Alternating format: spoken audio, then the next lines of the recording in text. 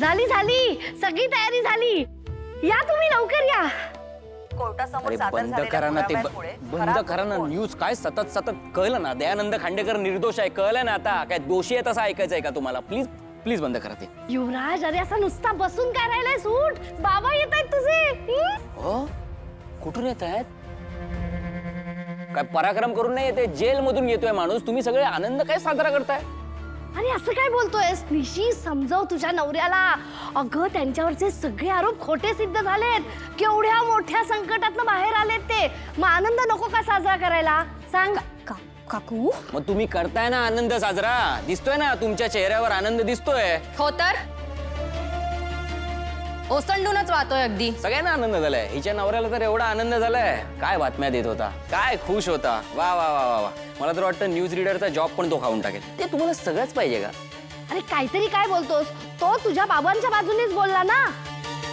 हो, हे दोघं त्यांच्या बाजूने बोलतात, ते यांची बाजू घेतात. दोघे एकमेकांची बाजू सांभाळून आहेत. मधल्या मध्ये मरण कोणाचं होतंय?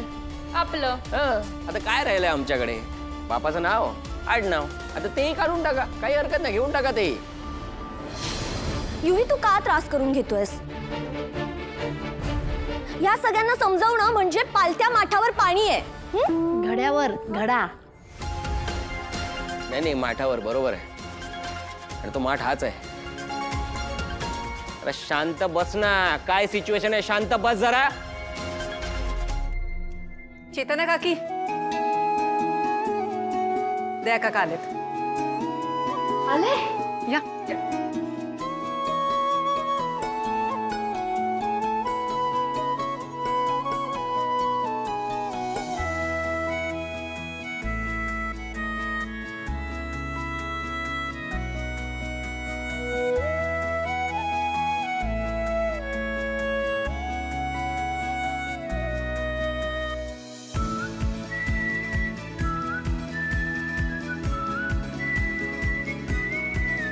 या.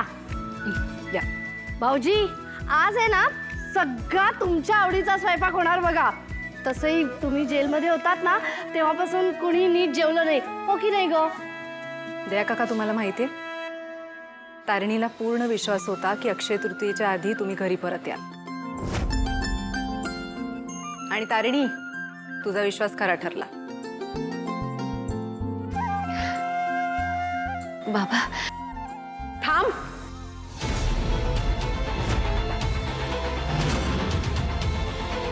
पत्नी काय काय असं काय काय झालं? काय झालं? अहो, या मुलीमुळे तुम्हाला तुरुंगात जावं लागलं तरी विचारताय काय झालं? तुमच्यावर जी वेळ आली आहे ना, ती या मुलीमुळे आली आहे. मला ही मुलगी तुमच्या आसपास सुद्धा दिसायला नकोय. अगं नाही पद्मिनी, तारिणीने असं काही केलेलं नाहीये. बास, या दोघांना ना मी बरोबर ओळखलंय. खांडेकरांचं वाटटोळं करायला आल्यात ते. अहो, तुमचं नशीब चांगलं म्हणून तुम्ही सुटलात, नाहीतर तुमच्या पाठोपाठ आम्हालाही तुरुंगात टाकलं असतं, नाहीतर मारून टाकलं असतं यांनी. काय बोलताय काकू तुम्ही? एक शब्दही बोलायचा नाही. तोंड गप्प ठेवायचं. सगळं करून सवरून मग साळसूतपणाचा आवाणायचा काय? नाही नाही नाही पद्मिनी, जे काही घडलंय ना त्यात तारिणीची काही चूक नाही. अगं तू कशाला तू काय एवढं सगळं झालं तरी अजून हिचाच पुळका आहे का तुम्हाला?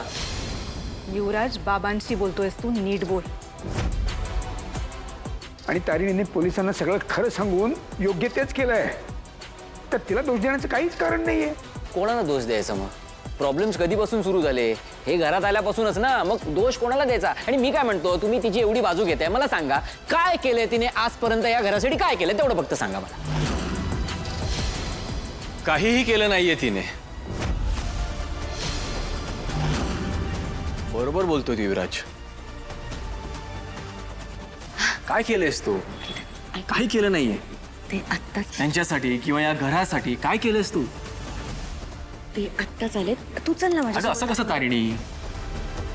कोणी आपली चूक दाखवून देतंय तर आपण पण समजून घ्यायला हवं ना. चुकलीयस तू.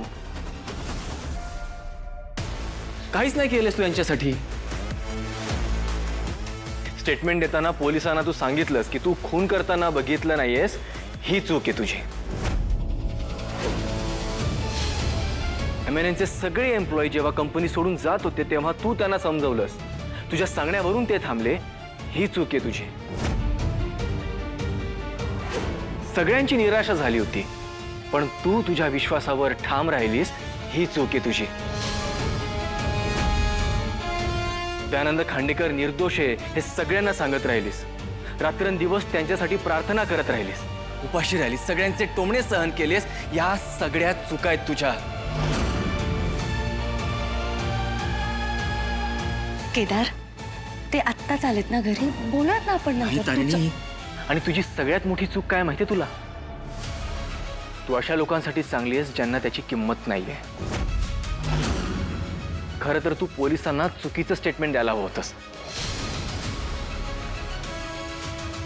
खून दयानंद खांडेकरांनीच केलाय असं सांगायला हवं होतंस तू. केदार, तू नाही, ते निर्दोष कसे सिद्ध होतील याचा विचार न करता घरामध्ये आराम करायला हवा होतास. दुसऱ्या चॅनलला या घराची, दयानंद खांडेकरांची बदनामी कशी होईल ना याची बातमी द्यायला हवी होतीस तू. बरोबर ना युवराज? तुमच्या चॅनलवर फक्त एकच न्यूज रन झाली पाहिजे, दयानंद खांडेकरची. त्याची एवढी लायकी करा ना की बाहेर कुठे तोंड दाखवायला जागाच नाही उरली पाहिजे.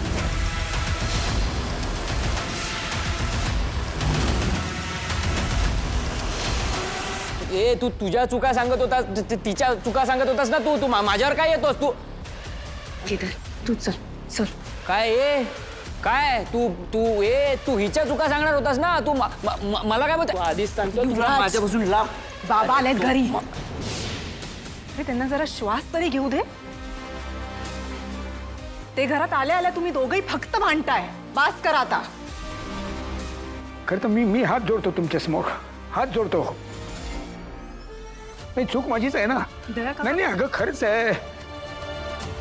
माझ्यामुळे तुम्हाला सगळ्यांना आहे जे काही सहन करायला लागते, हा जो काही त्रास होतो ना, त्यासाठी मी माफी मागतो तुमची. पण हे थांबवा, भांडण थांबवा. दया काका, तुम्ही माफी मागणार नाही आहात. तुम्ही चुकलाच नाही आहात, त्याच्यामुळे तुम्ही माफी मागायची नाही प्लीज. अगं मग काय करू? मी माफी मागून येते, काय करू? माझ्यामुळे हा असा घरात वाद चाललेला आहे ना, तुम्हाला अजिबात बघवत नाही. मी खरं सांगतो. तरी अरे फुलं उधळून माझं स्वागत करावं अशी माझी अपेक्षा नाही आहे, पण निदान भांडू तरी नका. या म्हाताऱ्या बापावर उपकार म्हणून तरी भांडू नका तुम्ही दोघं प्लीज. दया काका, तुम्ही गयावया करायची गरज नाहीये. या घरातला प्रत्येक माणूस समजूतदार आहे. कोणाशी कसं बोलायचं, कसं वागायचं हे सगळ्यांना कळायलाच हवं. आणि या सगळ्यात तुमची काहीच चूक नाहीये, त्याच्यामुळे तुम्ही माफी मागू नका प्लीज. प्लीज दया काका, तुम्हाला आरामाची गरज आहे. आपण आज जाऊया. चला दया काका.